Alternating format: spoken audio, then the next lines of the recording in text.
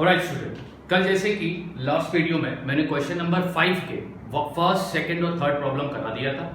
Fourth problem आप लोगों को करना है। आज मैं कराने जा रहा हूं फिफ्थ प्रॉब्लम। क्या बोलता है question number 5? Solve the following simultaneous equation using Cramer's rule. Cramer's rule की मदद से साइमल्टेनियस इक्वेशन सॉल्व करना है। अब बोर्ड पर तुमने क्वेश्चन देखा होगा तो तुम्हें लग रहा होगा कि ये तो साइमल्टेनियस इक्वेशन नहीं है। मैं भी इस बात से एग्री करता हूं कि ये साइमल्टेनियस इक्वेशन नहीं है। अब अपने को दो पैर साइमल्टेनियस इक्वेशन के बनाने होंगे इस इंफॉर्मेशन की मदद से। अब कैसे बनाओगे वो ध्यान से देखो। तो सबसे पहला हम लोग ये दो रेशियो लेते हैं। यहां पर लिखता हूं solution x plus y minus 8/2 is equal to x plus 2y minus 14/3। अब दो फ्रैक्शन के बीच में कौन सी साइन है? इक्वल की साइन। क्या होगा? Cross multiply. तो 3 मल्टीप्लाई होगा x प्लस वाई माइनस 8 से, इक्वल की साइन डाला। 2 को मल्टीप्लाई करेंगे x प्लस 2y माइनस 14 से। अब ध्यान दो, 3 इंटू एक्स कितना होता है? 3x plus 3 into Y 3y minus 3 4 3 8 जा 24 equal 2 into x 2x plus 2 2 जा 4y माइनस 14 2 जा तो 4 जा 8 2 1 जा 2 28। अब इक्वेशन बनाइए। अब इक्वेशन बनाओ, ध्यान से देखो। अब इक्वेशन कैसे बनेगा? वेरिएबल वाले टर्म को लेफ्ट हैंड साइड लिखेंगे, कांस्टेंट टर्म को राइट हैंड साइड लेके जाएंगे।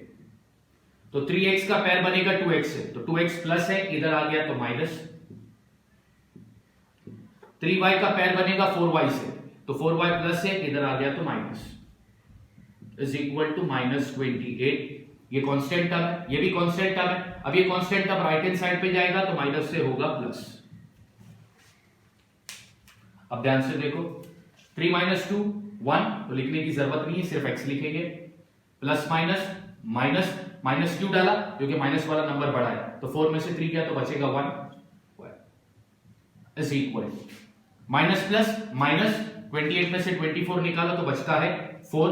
बड़ा नंबर माइनस में है तो ये भी माइनस। ये बन गया मेरा इक्वेशन नंबर 1। क्रेमर्स रूल से सॉल्व करना है तो एबीसी की वैल्यू लिखनी पड़ेगी। तो a 1 है, b माइनस 1 है, b माइनस 1 है, साइन बहुत इंपॉर्टेंट है, और c माइनस 4 है। x का कोएफिशिएंट नहीं दिया है तो क्या लेना है? 1। y का कोएफिशिएंट भी नहीं दिया है तो क्या लेंगे? 1। अब ये जो चीज तुमको मिली एबीसी इक्वेशन 1 की मिली, तो ये a1 b1 और c1। तो पहले अपन ने क्या किया? ये दो पैर को लिया, उससे अपने को इक्वेशन 1 मिला। अब क्या करेंगे? ये दो पैर लेंगे,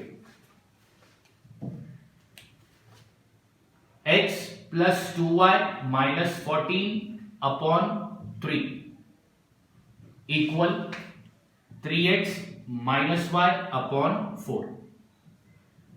दो फ्रैक्शन के बीच में बच्चों कौन सी साइन है? इक्वल की साइन है। क्या होगा? Cross multiply. तो 4 मल्टीप्लाई होगा x प्लस 2y माइनस 14 से, और 3 मल्टीप्लाई होगा 3x माइनस y से।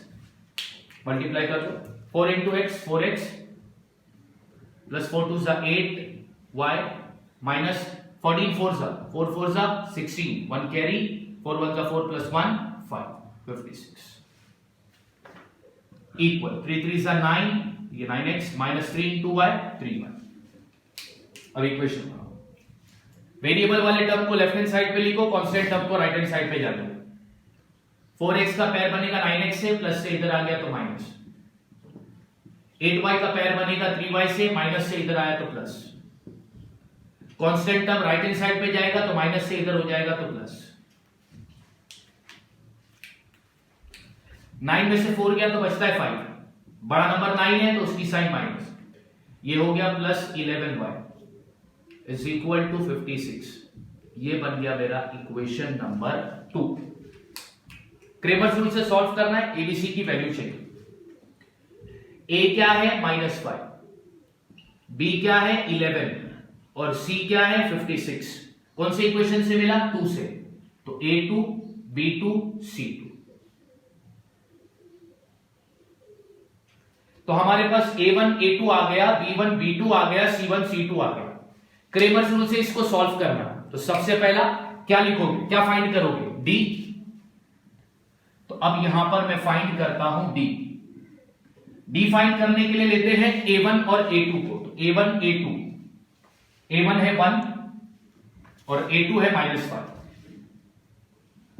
और लेते हैं b1 b2 को, तो b1 है -1 और b2 है 11। अब 1 को किससे मल्टीप्लाई करोगे, 11 से, फिर माइनस की साइन, अब ब्रैकेट में लिखोगे, -1 को किससे मल्टीप्लाई करोगे, -5 से, इक्वल की साइन, 11 बन जा 11, माइनस की साइन, माइनस इंटू माइनस होता है प्लस, 5 बन जा 5, therefore d is equal to 6। d की वैल्यू क्या मिली, 6। d के बाद क्या फाइंड करेंगे बच्चों, dx। dx जब फाइंड करते हैं तो क्या लिया जाएगा, सर dx जब फाइंड करते हैं तो हम लेते हैं पहला c1 और c2 को, तो c1 है -4 और c2 है 56, और क्या लेते हैं b1 b2 को, तो b1 है -1 और b2 है 11। अब मल्टीप्लाई करते हैं, -4 को किससे मल्टीप्लाई करोगे, सर 11 से, फिर माइनस की साइन, अब ब्रैकेट में -1 को किससे मल्टीप्लाई करोगे, 56 से, इक्वल 11 4 जा 44, minus into plus minus, bracket मतलब कौन सी साइन होती है, माइनस, तो माइनस इंटू माइनस क्या हो गया, प्लस, ये हो गया 56। अब तुमको मिलेगा dx, 56 में से 44 को माइनस करो तो कितना बचता है, जल्दी माइनस करके आंसर रेडी करो,